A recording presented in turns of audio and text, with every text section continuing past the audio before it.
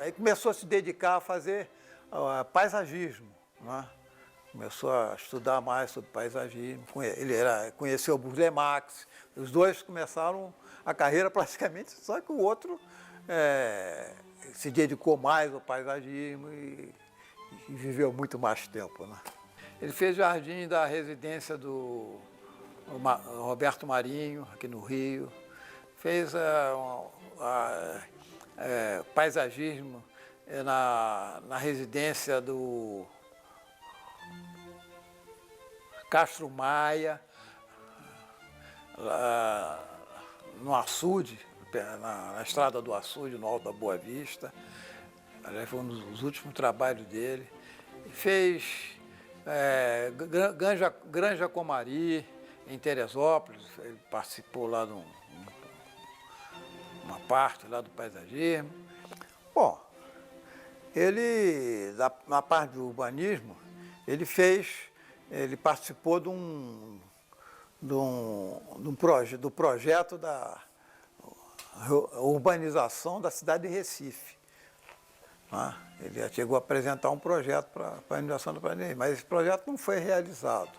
Ele recebe um convite para ir a Recife, dar um parecer sobre um projeto, um plano urbanístico que tinha recentemente sido feito para Recife.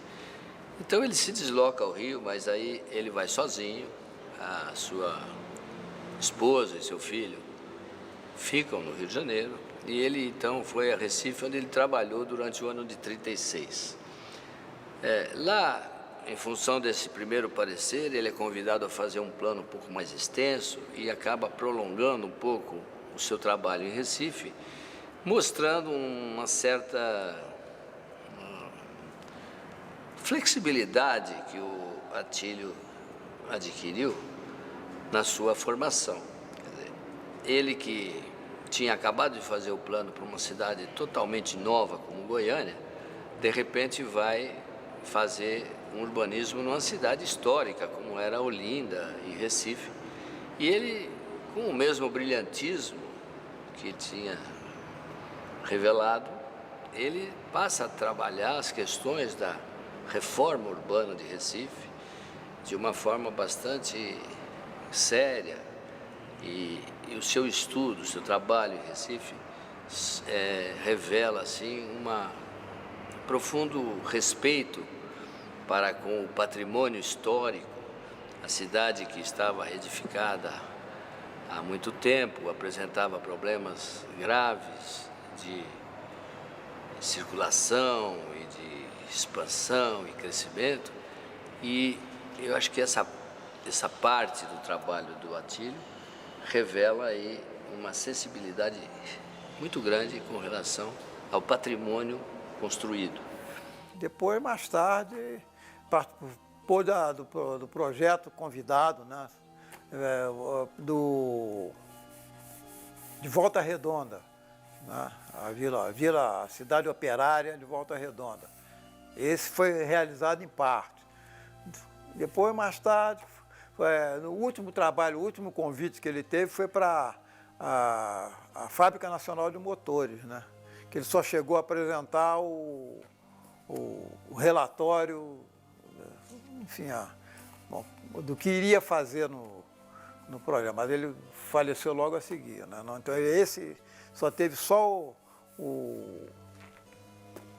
a descrição, a memória, né, descritiva do que seria o trabalho. Ele não chegou a realizar praticamente nada.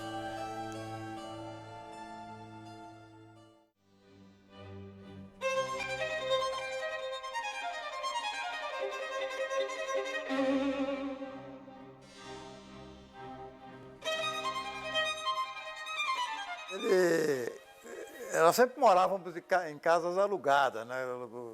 Só no final da vida dele que ele comprou a casa lá em Santa Alexandrina.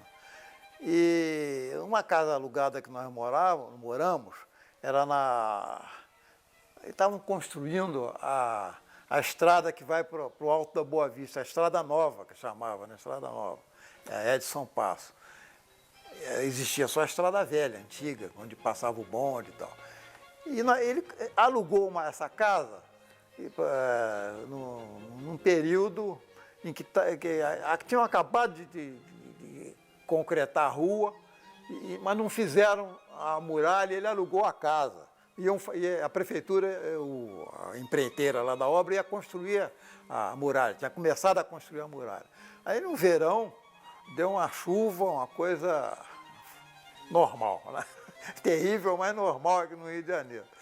Então, a casa, ela se deslocou, andou assim, uns 5 metros, o terreno desceu, ela encosta, né, no Alto da Boa Vista, na subida do alto, e a casa desceu. Então, instalou as portas, começou tudo. Nós tivemos que sair correndo, com a roupa do corpo e pegando pertences mais valiosos.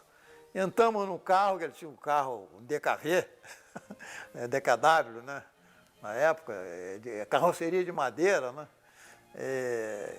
Um carro eu considerava como uma motocicleta de 4 rodas, porque até o motor era de 2 tempos naquele tempo, naquela ocasião.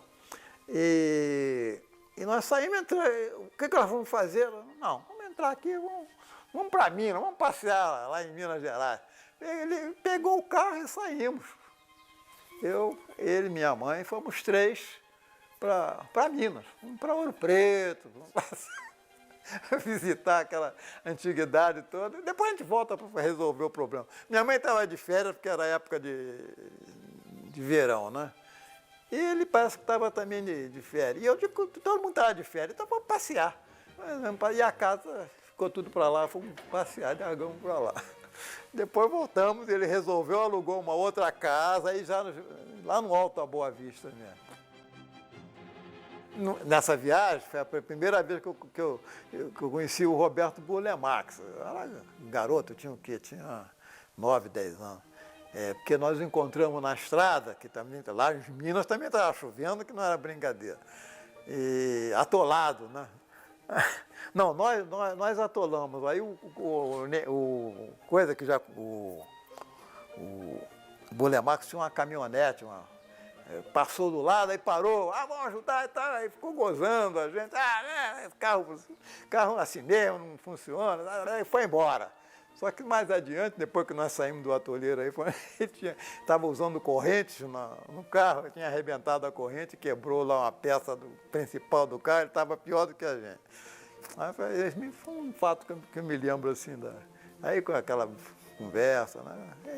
Meu pai era uma pessoa muito animada, cativava as pessoas, né? Ele tinha Aquele pai era uma pessoa bem diferente dos pais que eu conheci dos meus colegas, né? Que eram todos formais, aquelas coisas. Naquele tempo o pai era um formal, na hora do jantar, aquele negócio. E meu Atílio era muito mais livre, né? Participava não de futebol, a quadra era muito pequena, mas participava de vôlei, de basquete, que a gente, nessa época nós morávamos numa casa em Santa Alexandrina, uma casa colonial que ele comprou e estava reformando, né? Foi a última residência dele. E então tinha um pátio de manobra do carro ali, tinha uma quadra de vôlei. E ele participava do vôlei, convidava os garotos na rua para fazermos o aeromodelismo, eu e ele junto. Era um pai bastante diferente dos pais da época, né? Que era mais formal. O pai era...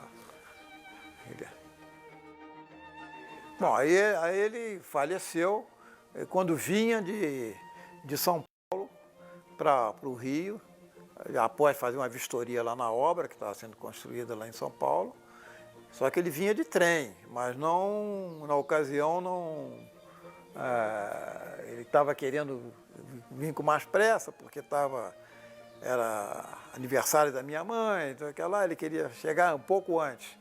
Mas teve vaga, não tinha vaga no avião. Mas aí ele conseguiu uma desistência, e nessa desistência foi uma desistência infeliz para ele, né?